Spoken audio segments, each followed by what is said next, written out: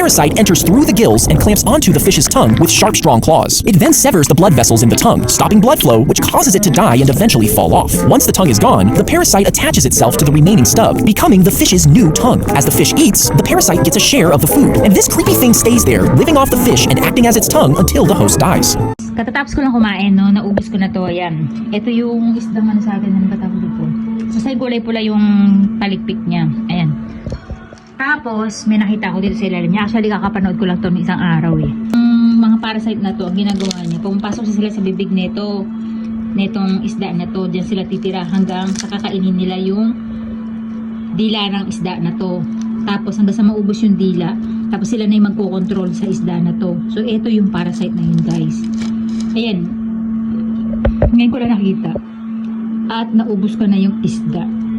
Pero, okay lang naman kasi hindi naman yan nakakahawa or nakakasama sa katawan. Ayan. Kaya lang, pagbuhay kasi yung isda, tingnan nyo, wala na siyang dila, di ba? Nakakapit na siya mismo dun sa bibig nung isda. Ayan. Ito isda na to, mamamatay na lang siya kasi hindi na siya makakakain. Dahil yung kinakain niya, ito ang aag. Nakakatakot, di ba? Kahit laman dagat, talagang may mga hindi natin alam na mga parasite.